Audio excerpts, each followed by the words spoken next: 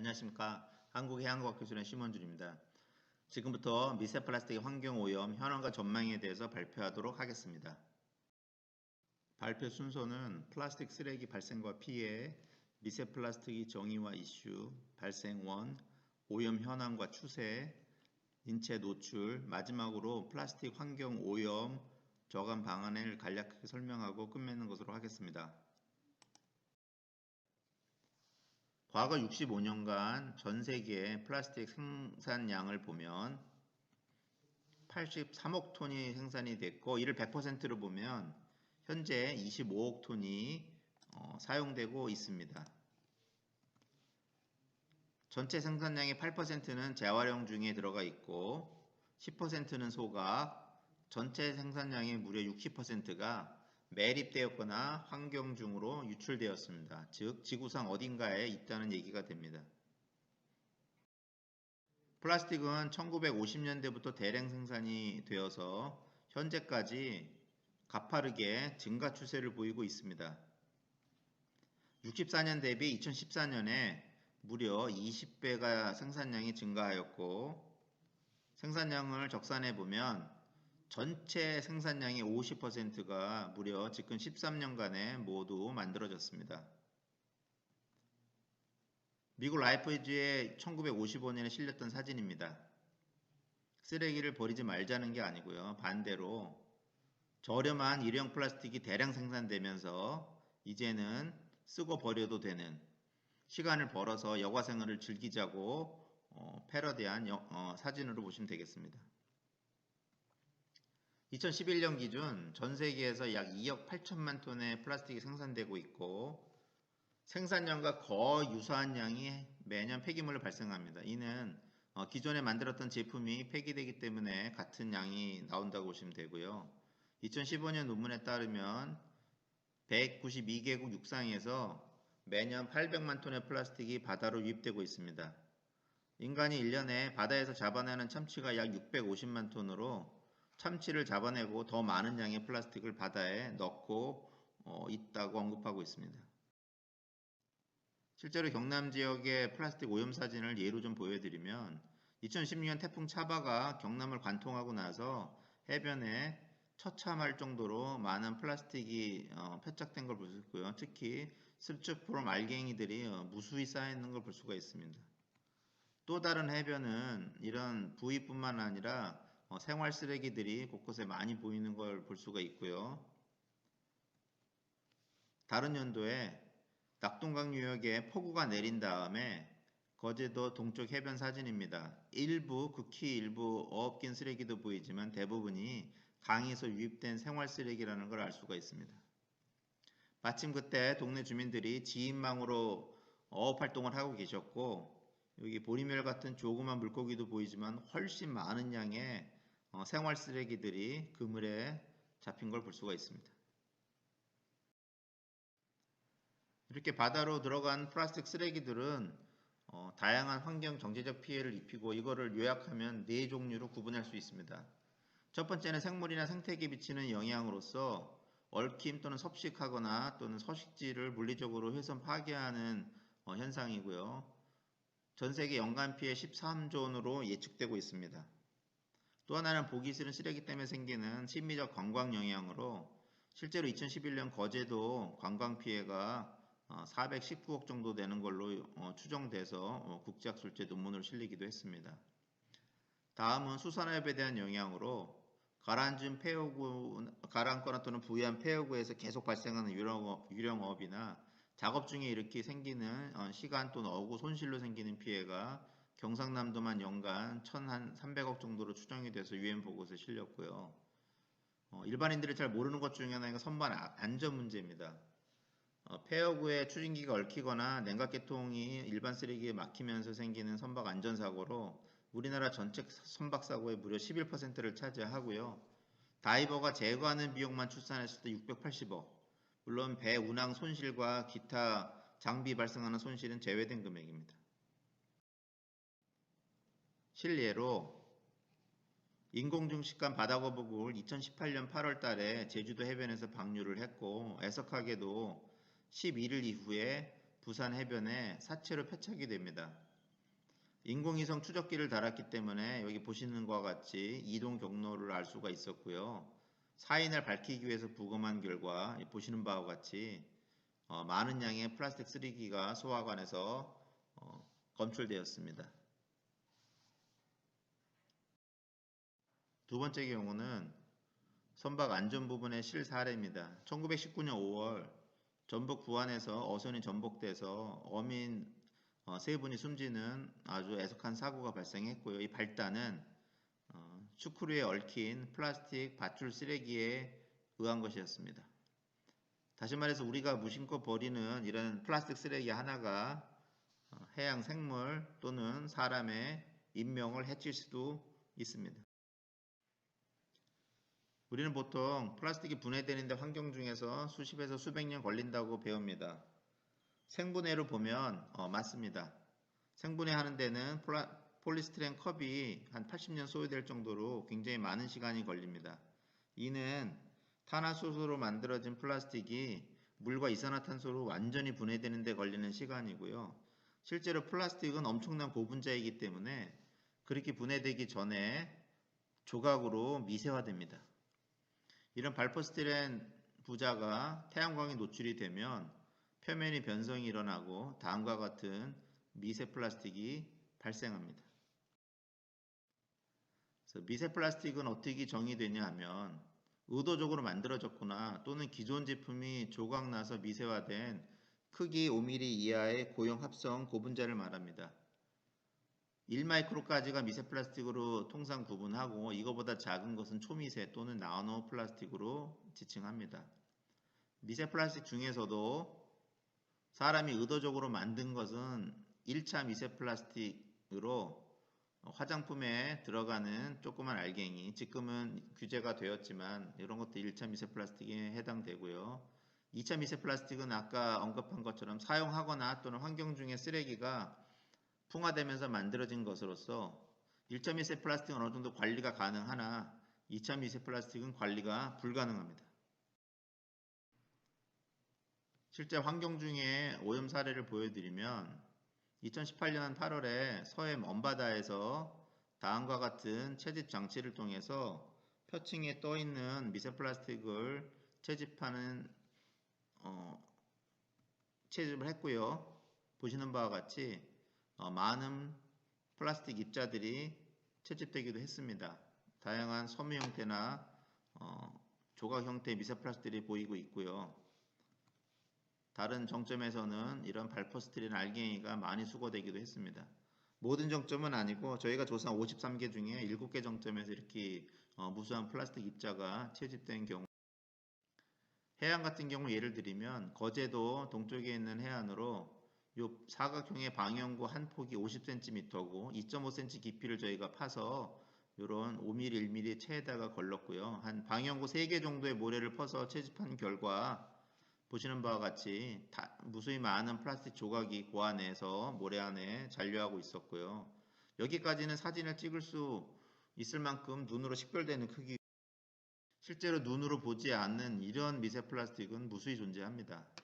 마산만에서 강물, 하수처리장 방류수, 대기, 해수, 생물체 할 거 없이 매우 다양한 재질, 다양한 크기, 다양한 형태의 미세 플라스틱들이 검출되고 있고 이는 저희가 복잡한 과정을 거쳐서 분리해내고 이렇게 현미경으로만 찍어야 볼 수가 있습니다. 그럼 이런 미세 플라스틱이 왜 이슈가 되나? 기존에 있던 플라스틱 환경오염의 패러다임을 완전히 바꿨기 때문입니다.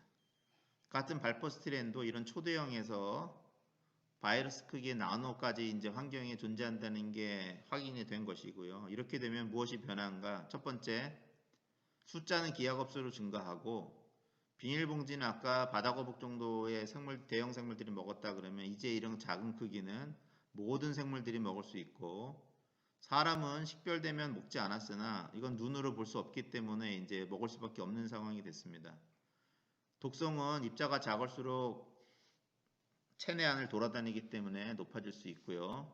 작아지면 검출이 어렵고 더더욱이 큰 쓰레기는 문제가 생기면 바로 수거할 수 있으나 이렇게 작은 쓰레기는 문제가 발생한 이후에도 수거가 불가능합니다. 다시 말해서 미리 선제적으로 대응하지 않으면 사후에 대응이 불가능하다고 보시면 되겠습니다. 2차 미세 플라스틱 발생은 워낙 많아서 일일이 언급할 수 없고요. 그 중에 대표적인 것만 말씀드리면 합성 섬유로 된 옷을 저희가 입고 세탁만 해도 무수히 많은 미세 플라스틱이 발생될 수 있습니다. 타이어 같은 경우는 천연 고무로 만들어지지만 한 30%는 평균적으로 SBR이라 계열의 합성 고무가 들어가고요. 미세 플라스틱으로 분류가 됩니다. 보시는 바와 같이 차량을 타고만 다녀도 도로와의 마찰에 의해서 마모 입자가 발생이 되고요. 역시 강과 바다로 유입됩니다. 세 번째 경우는 아까 말씀드렸던 환경 중에 플라스틱 쓰레기가 광산에 의해서 미세플라스틱 조각이 만들어지는 경우에 해당됩니다. 앞에 두 경우는 우리가 버린 쓰레기에서 발생한 것이 아니라 플라스틱 제품을 사용하기만 해도 미세플라스틱이 발생되는 예에 해당하는 것입니다. 실제로 SBS 취재 협조가 요청이 있어서 저희가 합성섬유로만 된 8벌의 옷을 정상적으로 세탁을 했고 배출되는 모든 물은 저희가 보유한 20마이크로미터 체에 걸러서 실험실로 갖고 왔고요. 보시는 바와 같이 무수하게 많은 입자가 걸려진 걸 볼 수가 있고 유기물이 워낙 많아서 유기물을 제거하고 나서 분석을 해본 결과 옷감 한 벌당 무려 22만 개의 미세섬유가 발생을 했습니다. 즉 다시 말해서 그냥 옷을 입고 빨기만 해도 미세 플라스틱을 발생시키는데 기여하고 있다고 생각하시면 됩니다. 두 번째는 아까 언급한 세 번째 케이스입니다. 실제로 발포스티렌, 폴리에틸렌, 폴리프로필렌을 2개월, 6개월, 12개월 태양광을 모사한 장치에 노출한 경우고요. 보시는 바와 같이 표면이 이렇게 변성되는 것을 전자현미경으로 확인한 사진입니다. 그 중에 발포스티렌 같은 경우에 최장 2년까지 저희가 노출을 시켜본 결과 노출 기간이 증가할수록 생성되는 초미세 미세 플라스틱의 양을 저희가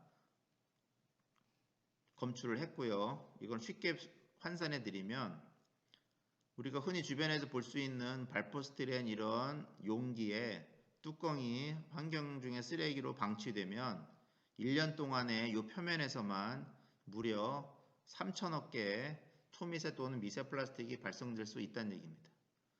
다시 말해서 이런 환경 중에 쓰레기를 잘 치우지 않고 방치해 놓으면 2차 미세 플라스틱이 발생되는 생산 공장을 각각 가동하는 것과 똑같습니다.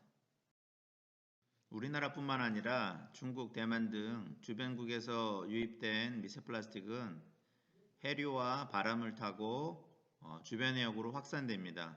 그렇기 때문에 미세 플라스틱은 국경이 없는 오염으로 분류합니다. 규모를 북태평양으로 확대해 보면 우리나라 5대강에서 유입된 미세 플라스틱은 우리나라 해안이나 일본 해안에 표착하는 것을 제외하고는 2년에서 3년이 흐르면 북태평양 쓰레기 수렴지대로 알려진 해역에 이렇게 모이게 됩니다. 다시 말해서 미세 플라스틱 해양 오염은 한 국가 특정 지역에서의 노력만으로 해결될 수 없는 전 지구적 오염이라고 할 수 있습니다. 현재까지 보고된 것들을 몇 개 예를 들면 해양의 모든 곳, 대부분의 생물, 육상의 다양한 매질, 실내외 공기, 다양한 식품에서 발견될 정도로 미세 플라스틱은 전 지구, 우리 생활 주변에 깊숙이 와 있는 오염물질로 이해하시면 됩니다. 모델 예측 결과를 보면 해양에 부유하고 있는 미세 플라스틱은 갇혀있는 바다인 지중해가 가장 높게 보이고요. 우리나라가 위치한 서해를 포함한 동아시아해역, 아까 이 거대한 북태평양 지역이 미세 플라스틱 해양 오염의 핫스팟, 우심 해역이 되겠습니다. 오염을 관리할 때는 추세를 보는 게 중요합니다. 미세 플라스틱은 과거 자료가 많지 않기 때문에 특이한 방법으로 과거 오염 추세를 이제 추정한 논문들이 있는데 북동 대서양 같은 경우에 채집 장치에 얽혔던 플라스틱 쓰레기들을 기록해 놓은 자료로 복원된 결과고요. 보시는 바와 같이 해가 증가할수록 플라스틱 오염이 증가한 걸 볼 수가 있습니다. 우측은 캘리포니아 앞바다에서 채취한 시추 퇴적물의 연대 측정을 하고 잔류 미세 플라스틱을 분석한 결과하고 실제 플라스틱 아까 보여드렸던 생산량 곡선을 겹쳐서 보여드린 건데요. 보시는 바와 같이 플라스틱 생산량 증가율하고 퇴적물 중에 미세 플라스틱 오염 증가율이 완벽하게 일치하는 걸 볼 수가 있습니다. 이는 플라스틱 생산이 계속 증가할수록 해양 환경 중에 미세 플라스틱 오염도 같이 증가할 수 있다는 것을 시사하고 있습니다. 미래 오염의 예측 결과는 북태평양 같은 경우에 2066년에 현재의 약 4배 정도 증가할 걸로 추정이 되고 있고요. 전 세계 해양의 해수, 퇴적물, 해안의 미세 플라스틱 오염은 2018년 대비 2100년에 별 차이 없이 모두 50배 정도 증가할 걸로 예측되고 있습니다. 두 예측 결과는 모두 두 가지 가정에 근거하고 있습니다. 첫째, 아까 보여드렸던 플라스틱 전 세계 생산량 곡선이 똑같은 추세로 유지된다는 것과 두 번째, 현재와 거의 동등한 수준의 플라스틱 폐기물 관리 정책을 유지한다고 가정했을 때 이렇게 증가할 수 있다고 예측되고 있습니다. 실제 환경 중에서 발견되는 플라스틱의 화학물질 잔류 여부를 확인하기 위해서 국내 해안에서 흔하게 발견되는 30여 종의 플라스틱 쓰레기를 수거해서 실험실에서 분쇄한 후 화학물질을 분석한 결과 230종 이상의 화학물질이 검출되었고 산화방지제, 가소제, 자외선 안정제, 난연제 같은 첨가 화학물질이 상대적으로 고농도로 검출되었습니다. 이렇게 플라스틱에 잔류하는 화학물질들이 안에만 갇혀 있다면 큰 문제가 되지 않을 수도 있습니다. 하지만 그렇지 않은 결과를 좀 보여드리겠습니다. 발포스티렌 부위에서 불온계 난연제 성분을 저희가 확인을 했고요.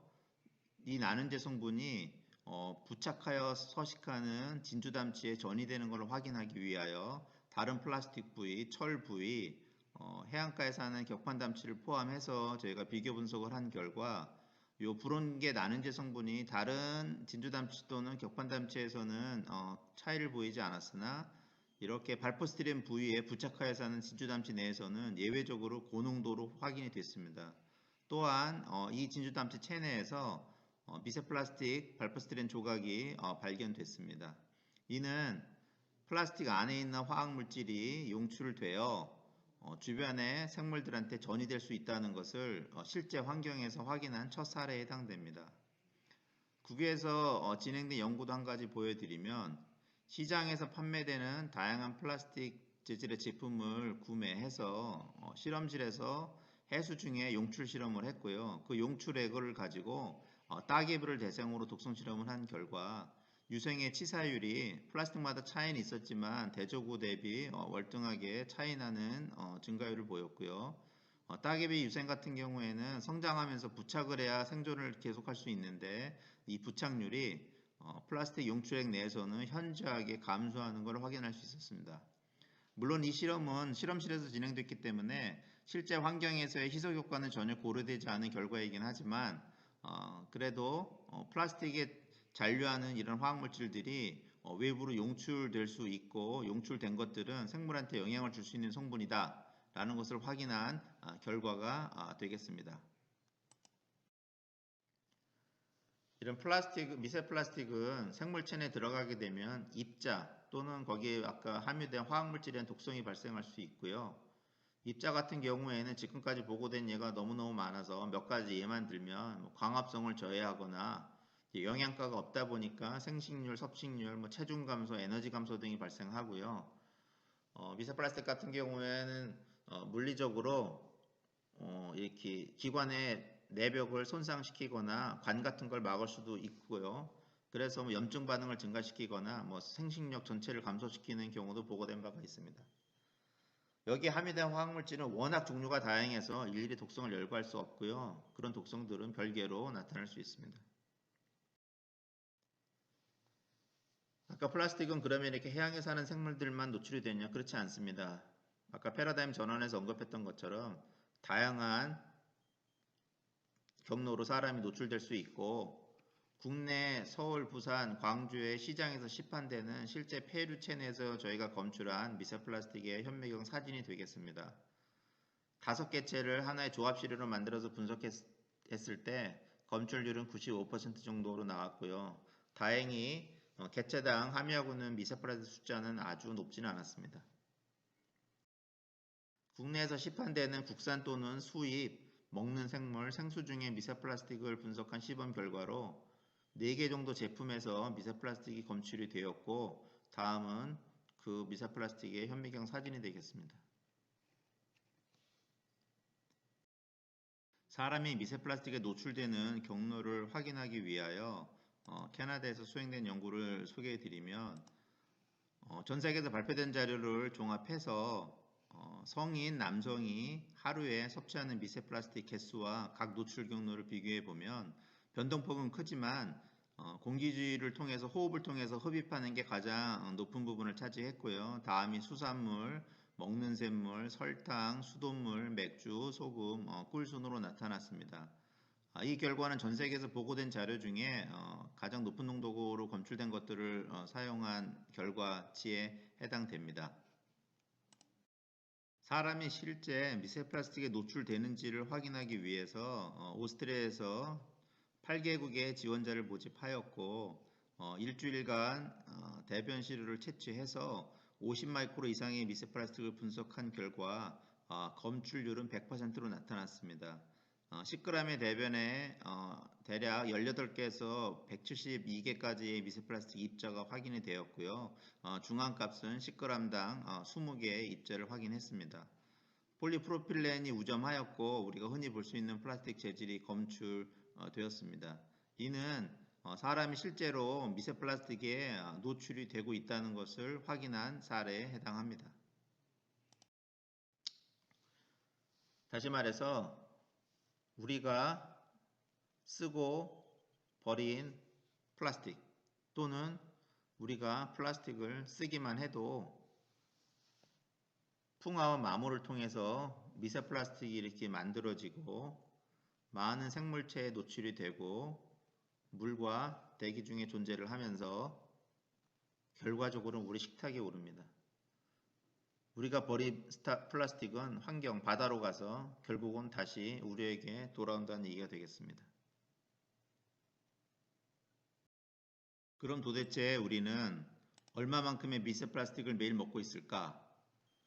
기존에 발표된 자료를 모두 취합해서 나온 것을 보면 현재 일주일에 약 신용카드 한 장 분량 5g을 섭취하는 것으로 추정되고 있습니다. 신용카드를 입에다 넣어주면 먹을 사람은 없겠죠. 언급한 것처럼 미세 플라스틱은 육안으로 식별이 불가능하기 때문에 우리가 먹고 있다고 보시면 됩니다. 여기까지는 인터넷이나 언론을 통해서 들으셨을 텐데 이거를 미래로 제가 확장해서 말씀드리면 아까 2100년에 환경 중에 미세 플라스틱 오염은 50배 증가할 거로 예측된다고 하였고 이거를 그대로 산술적으로 대입해 보면 그때까지 우리는 살 수 없을 수도 있지만 우리의 후손들은 일주일에 신용카드 50장 1년에 신용카드 2500장 분량의 미세 플라스틱을 섭취할 수도 있다는 이야기입니다. 이 모두 현재 플라스틱 생산량 증가율과 현재 플라스틱 폐기물 쓰레기 관리 정책이 지속된다는 가정하에 추정된 수치입니다. 그럼 이런 환경 중에 미세 또는 이런 플라스틱 오염을 어떻게 줄여야 될까요? 제가 전체 흐름도를 보여드리면 플라스틱을 사용하고 나서 이런 폐기물이 되면 환경으로 유입되고 유입된 쓰레기 중에 치우지 않은 것은 현존 플라스틱 쓰레기가 되겠습니다. 현존하는 것들이 결국은 생태계, 인체, 경제 피해를 미치게 되는 거죠. 저 같은 연구자가 하는 부분은 연구하는 것들은 이렇게 유입 경로, 이동, 분포, 거동, 영향 부분을 연구를 해서 과학적 정보를 정책 결정자 또는 이해 당사자에게 제공하는 역할을 하고 있는 거고요. 오늘 발표한 내용들이 이런 문제를 발제해서 보여드린 게 되겠습니다. 그러면 이런 과학적 자료에 근거해서 쓰레기 저감 정책이 수립되고 이행돼야 되는데 당연히 첫 번째로 해야 될 우선순위는 유입을 관리하는 겁니다. 들어오는 양을 줄여야죠. 그리고 잔류하고 있는 쓰레기를 효율적으로 잘 치우면 현존량이 줄게 되고 그랬을 때 피해가 감소하게 됩니다. 이건 누구나 쉽게 알 수 있는 흐름인데 이게 왜 쉽게 작동을 안 하냐?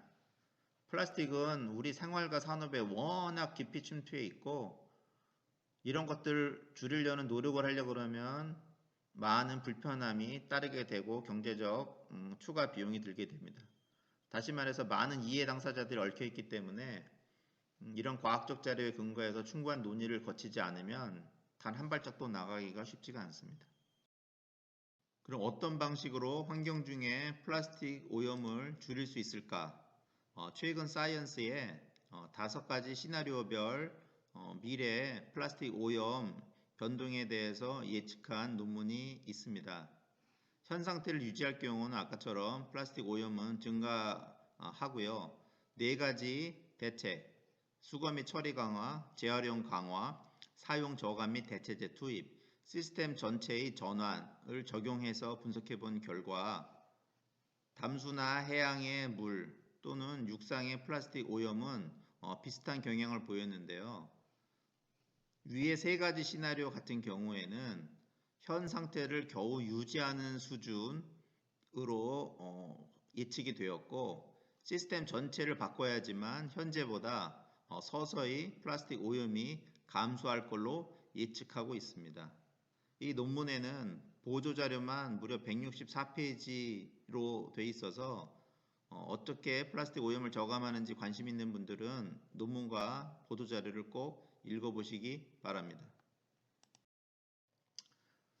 제 발표를 통해 우리가 알 수 있는 시사점을 4가지로 정리해보면 미세 플라스틱은 지구상 어디에나 분포하고 있으며 특히 우리나라가 위치한 동아시아는 오염 무심 해역에 포함됩니다. 다시 말해서 우리 주변이 오염이 많이 돼 있어서 강 건너 불구경하듯이 볼 수 있는 위치가 아니라는 거고요. 아까 극히 일부에만 보여드렸지만 환경에 잔류하는 플라스틱 쓰레기는 2차 미세 플라스틱을 생산하는 공장 역할을 하고 있기 때문에 우리가 플라스틱을 버리고 제대로 관리하지 않으면 2차 미세 플라스틱은 통제가 불가능합니다.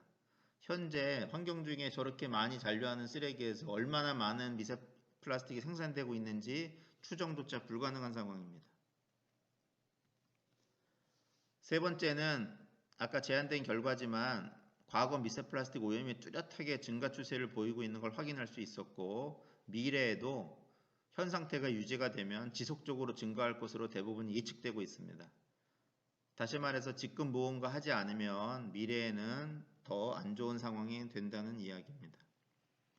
마지막으로 아까 패러다임 전환에서 말씀드렸지만 미세 플라스틱 같은 경우에는 문제가 발생했을 때 되돌리기 매우 어렵습니다.